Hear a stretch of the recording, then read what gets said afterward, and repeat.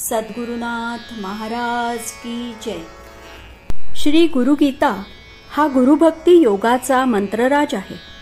कलियुगात संसार सागर तरून जाण्यासाठी हा महामंत्र श्री गुरुदेवांनी स्वाध्याय म्हणून दिला आहे। श्री गुरुगीतेतील संस्कृत श्लोकांचा अर्थ महायोगी स्वामी उमानंद सरस्वती ह्यांच्या श्री गुरुगीतार्थेश्वरी ह्या विवेचनाच्या आधारे आपण जाणून घेत आहोत। आजचा श्लोक आहे 109। खरा गुरु कोण? नित्यं ब्रह्म निराकारं निर्गुणं बोधयेत् परं सर्वं ब्रह्म निराभासं दीपो दीपांतरं यथा। एका दिव्याने दुसरा दिवा लावावा तद्वत जो नित्य निराकार निर्गुण निराभास परब्रह्माचा बोध शिष्याला करून देतो तो गुरु होय। एक दिवा लागलेला असला तर त्यावर अनेक दिवे सहज लावता येतात। त्याप्रमाणे ब्रह्मविद्या एका हृदयातून दुसऱ्या हृदयात, कानातून मनात अधिकारी शिष्याला जो सहज देऊ शकतो तो गुरु।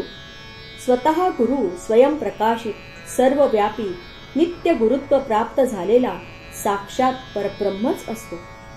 दुधाचे दही व्हायला दह्याचेच विरजण हवे। परब्रह्म स्वरूप गुरुच ब्रह्मविद्या देऊ शकतो।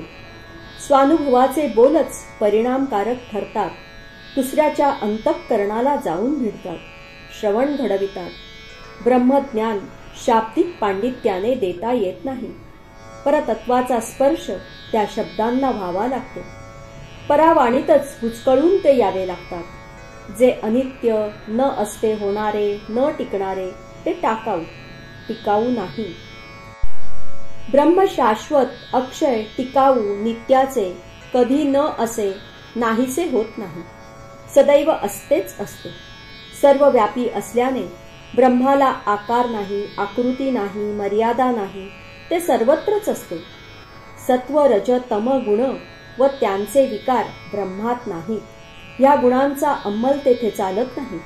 एकूण ब्रह्मप्रकाश सर्वत्र सदैव सर्वव्यापी शुद्ध सजातीय असतो। हे ब्रह्मज्ञान दुसऱ्यांना करून द्यायला ब्रह्मस्वरूपी ब्रह्म साक्षात्कारी ब्राह्मी स्थिती प्राप्त झालेला एकमेव गुरुच समर्थ असतो। इतरांना ते जमणार नाही। चित्रातल्या दिव्यावर दुसरा दिवा लावता येत नाही। अनुभव नसलेल्यांचे ज्ञान चित्रातील दिव्याप्रमाणे दिखाऊ होय। सद्गुरुनाथ महाराज की जय।